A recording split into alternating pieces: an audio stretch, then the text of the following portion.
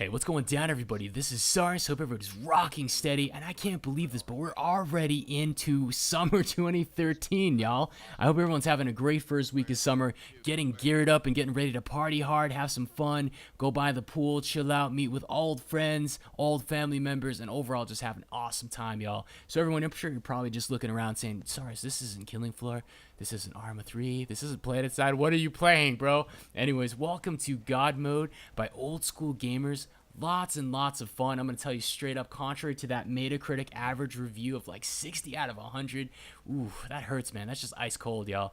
This is a great game. It's a lot of fun, and it's very, very, very, I don't know how to describe it, but it's like hectic. You know what I'm saying? You have to be really mobile. It's not a whole lot about accuracy as much as it is just continuously firing, moving around, juking and jiving like a jive turkey while you've got projectiles being sent your way. You know, you've got enemies that are trying to stab you to death. You've got all kinds of crazy stuff. So it does have all the mechanisms for a great game. And for an indie game at that price, I gotta straight up say it is phenomenal. Now, I'm rocking out on the hardest difficulty because I wouldn't be reviewing a game without playing the maximum effect of what you can grab out of it with 6 oaths. Now, 6 are incapacitating, basically challenges that you set up. You handicap your character, but you get extra gold and extra experience, which you can use to buy and upgrade your character with better weaponry. So anyways, let's go and talk a little bit more in just a little bit, but I want to give a massive shout out to Carme Taika for getting me into this game. Massive props, homie. Alright, so the first thing I have to point out is the awesome art style. These guys poured so much love into the game, it's literally seeping out. Look at the designs, the ancient Greek architecture. We're talking about the masonry. Look at how much effort was put into this. The level of detail is sick. In the background, we have this like fantastical view of the underworld, which is Hades or hell in a toga. I can't talk like the announcer, but man, I gotta say that's definitely another thing that really makes the game so much fun. Is at the start of every mission, you have this like underworld announcer. He's like your spirit guide, and he says some of the funniest stuff. So I would definitely recommend you get the game just alone to really just pay homage to that voice actor as a whole. Very, very, just amazingly funny. So right here, got a lot of stuff going down, but you can see that, you know, back in ancient Greece, I mean, straight up, that was their emphasis, man. It was that mark of excellence. So when they put something on there that said, you know, oh, this is a SariusGames, you know, pot that I created, you know, to hold your plants and stuff, it was like solid. You knew that it was awesome because that guy or that craftsman or craftswoman put like hours upon hours of their day to make that happen, like years upon years of labor. So I gotta say, massive props, man. You know, old school is probably like old school, ancient old school is pretty much the it's a lost art, guys. You know what I'm saying? All right, so enough about the artwork. You can tell I'm a big fan, so good job and props to the team. But let's talk a little bit about what I'm rocking here. I have a plasma pistol which shoots out almost like Hadouken-esque electrical balls of energy. Does that sound crazy? They explode on impact, killing a ton of enemies that are unlucky enough to be caught in the blast radius. Very powerful, but it does have quite a trajectory arc, so you kind of have to aim a little bit higher and let the arc kind of do its work. But oh, look who shows up for the party. Who invited these clowns? Gosh darn it. We have 2 Cyclops pressing their attack on our position. I'm trying to run. I'm hurt. I've got 10 health left, guys. I almost got hit by another haymaker. So with my rage meter up, it's time to hit that scavenge ability, and all of a sudden, boom, magically appearing are some health vials from the dead corpses of my enemies. So narrowly cheating death, Carme and I progress up to the next area where we're going to be tested yet again. Speaking of which, there are things called tests of faith. You can see that blue little statue with the glowy orb thing. When you walk up to the next area, essentially you get challenged with the test of faith that either can be beneficial to you or outright will stomp you out. Now, there are certain challenges out there that will give you God mode, infinite ammo, and you're going to feel like you're on top of the world. And then there are other ones where enemies will be able to just literally just take you out in one hit. So right now we have something called zombies, where undead enemies are going to be stronger, they're going to be faster, and it's going to be a lot more dangerous, so you got to be real careful. So again, the game really isn't centered around accuracy as much as it is trying to be able to just lay continuous fire, continuous damage, and stay mobile. You know what this reminds me of? If any of you guys have ever played a game called Robotron, there was the original title, and then there's also the one for like Nintendo 64, which I was all over. It was a lot of fun. And it's basically one of those types of shooters, you know what I'm saying? So it's kind of like you got to stay mobile. You're in a third-person element. It's kind of like Serious Sam. I played like the first one very briefly with... I was over at my buddy's house a long time ago, and it was very funny. I remember those guys with the bombs that would go, ah, and they blow up right in front of you. So, you know, those were some good times. But right here, I got to say, it is very fun. The game is action-packed. the graphics. I keep talking about the graphics, but I can't get off of that. It's just literally ridiculous how amazing things are. Now, on this level, you can see that the battering ram up above actually gets built as you're killing enemies. It's almost like a reward to see this badass thing in motion just slam right through. Oh, I gave a spoiler. I'm sorry, but you can see what a battering ram is just about to do. Ridiculous stuff, dudes. Alright, so we're just about to beat the level. Things are going super smooth, and all of a sudden, guess who decides to show up to crash the party? Yeah, another Greek mythological creature, a harpy. Come on, man.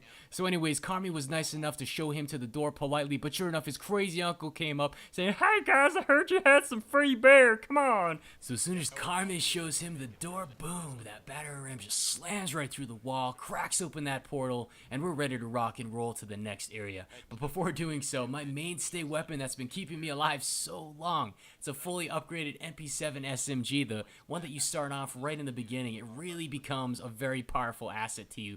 So any of you Godmode players out there who are just getting started, I would highly recommend you upgrade the MP7 as soon as you get a chance and you get the funds to. But look at the graphics, guys. Look at the art. I keep going back to it, but geez, just the level of detail is absolutely amazing.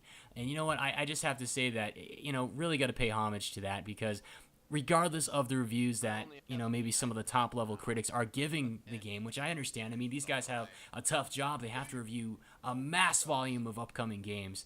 I just think that personally this game deserves a lot more love than it received, for sure. And I'm trying to be able to show you guys on the hardest difficulty, because I think that in order to really get the biggest feeling of like the rush of the game, you have to play the games on the hardest difficulty. End of story. That's really where Godmode shines. It's especially when there's a lot of crazy stuff happening, chips are on the table. And as you guys know from my Hell on Earth commentary, that's the way you enjoy the game, straight up, in my opinion. This really isn't for, I'd probably say, low-level difficulty. You'll get really bored real quick. So, anyways, just gotta say you gotta do it with teammates. Now, this ugly-looking abomination is called a breeder, and initially he throws a bunch of eggs at you. If they hatch, they'll actually spawn into a bunch of bugs that will, like, start tearing you up, and it's just really nasty. So you want to kill him as soon as possible and kill all his eggs before he has a chance to hatch them. I know it sounds like hella gross, but straight up, I mean, you know, you gotta do what you gotta do, man. This is God mode. This is war. Alright, so the portal's cracked open. We're gonna rock and roll to the next area, but sure enough, we have a really hard thing called famine. It's a test of faith where your ammo pool will slowly start bleeding out until you beat all the enemies and move on to the next area. But there are ammo boxes that do spawn around the map, and sure enough, yours truly has picked the scavenger rage power. So what this means is I can actually harvest ammo boxes, health packs, armor, whatever randomly spawns off the dead corpses of my enemies, which is sick, because in this type of situation we have Carme beasting out with the minigun. He has a plasma pistol as well, so there's a lot of ammo to be had on this map with all the dead enemies that are going to be spawning as we kill them and pretty much lay those guys out. But you can see this map here is very cool. I love the design of it. You can even see the hovering blocks and fragments up in front that will get constructed. You're going to see this in just a little bit. Very, very cool art style. I love the concept. I go ahead and fire off that ability, and you can see that the scavenge ability instantly has a bunch of gold, ammo power-ups, armor, all kinds of stuff. Narrowly dodged a minotaur. As those guys die, guess what? Boom! He has like babies that spawn out of his corpse as well, and they start throwing these like flaming axes your way as well that do tons of damage. They hurt, and they're really good at leading your target, so you have to kind of like strafe back and forth in order to be able to take them out pretty quickly. Now really quickly, check on the upper right. We have 2 lives left, and that's a shared pool when you're playing with other people online. This means that if either I or Carme die, both of our numbers are going to pop down to 1. So we're sharing that pool. So you got to be real careful in how you use your lives. Again, the tests of faith are a big decider on whether you're going to pull out of a round or you're going to absolutely die. You're going to see some crazy stuff where Carme is actually going to clutch on the next area. So you're going to see that, and actually towards the very end, he's going to die, and it's going to be a clutch gameplay footage from heck against the final boss. It's very, very crazy. So definitely stay tuned.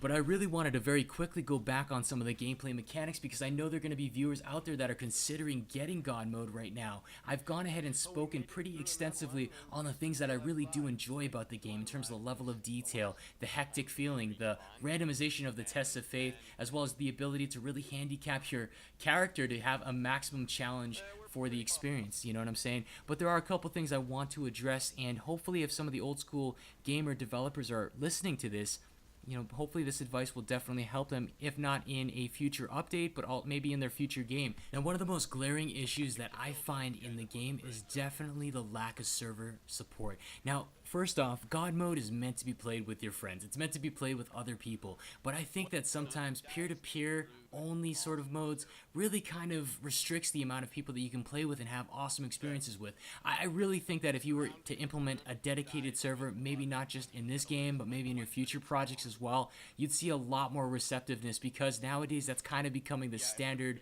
for a lot of the games out there, even for Left 4 Dead servers. I mean, let's talk a little bit about Valve.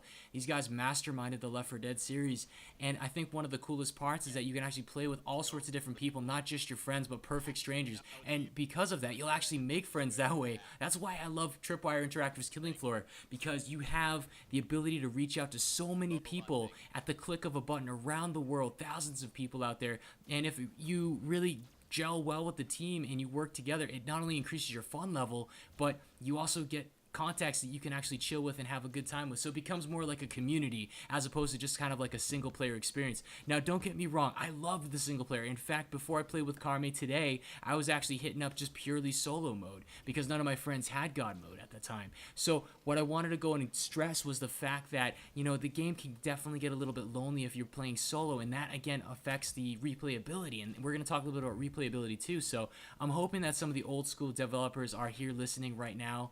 You know, if not, it's totally cool, but this is coming from a guy that is nothing but a PC gamer. I started with Nintendo 64. I was talking about that very briefly with Robotron. Also some Planets, I almost said PlanetSide 2, I'm sorry, PlayStation 2. Both owned by Sony, by the way, Rockin' Company. But for the most part, after that, I just never got on the bandwagon for PS3 or Xbox and all that other stuff. I switched over in full hardcore PC gaming. I mean, no disrespect to console gamers whatsoever when I say this. It's just that with the influx of console gaming being so popular and being the main focus for these developers, a lot of the stuff that we took for granted as PC gamers is now going by the wayside, like mod support, being able to customize your experience the way that you want, dedicated server support, and really kind of like a non-consoleized version of games. But the reason why I'm mentioning this right now, guys, is the fact that this is an indie PC game company, which is sick. It's awesome because they're repping the PC market, and that's just such a big thing. I foresee a return of the PC market gaming, and I just want to support game developers like that. But I just think that if they implement a couple things that stay true to the original PC concept, I just feel that straight up, like, you're going to grow a lot of audience members and fans, you know? Maybe having a Steam Workshop support eventually where you can customize different weapons, loadouts, game modes. Let the community decide as well, and that's going to have community development. You know, I think that's the biggest thing with these games nowadays. It's really not a whole lot about standard old-fashioned marketing as much as it is all about really the peer-to-peer stuff nowadays. So if you really are thinking about getting God mode, I would definitely say that I think it's a good decision. The reason why: gameplay is fun, the shooting is actually really fun too. It's a third-person shooter, so definitely be aware of that. I would have preferred it if it was a first-person shooter, but again, that's just my bias being an FPS gamer myself. Then again, you know, it's fun to try new things out. I think the game's got a lot of potential. It does have its shortcomings, which again, no game is free of this. Being that, number one, it gets a little bit repetitive after a first couple runs. Art style's amazing though, so it does make up for it. There aren't a whole lot of levels, but they are definitely well designed. So those are some things you kind of have to toss it up in your head. I mean, is it worth the value? I think for that price, absolutely. And the ability to hook up with some of your friends to play, great. You know, and basically, hopefully this video will reach the old school gamers. So, I mean, if there's any way to get out to the devs and you want to help share that and get that out to them, that would be awesome. But I'm going to go ahead and turn this off to just straight gameplay so you can see this epic boss battle about to take place. Carme and I are going to take him out. But this is all thanks to Carme for not only getting me the game to review, but in addition with that, clutching that previous round as well. So everyone, thanks again for tuning in. I really hope you enjoyed this review / commentary / clutch / whatever else you want to call it on God mode. If you want to see some more, definitely hit me up. Have any questions or concerns regarding the gameplay, do not hesitate to hit me up. I'm here for you guys, and that's exactly what makes me so happy, is knowing that y'all are here right now supporting SariusGames. Give that like button a little bit of love and subscribe for brand new videos because we have tons more on the way. Tons of exciting stuff. This is Sarius. Catch you later. Love and light. Peace out. I need to get some range meter up so that I can finish the boss by refilling my ammo. I ran out of minigun shots.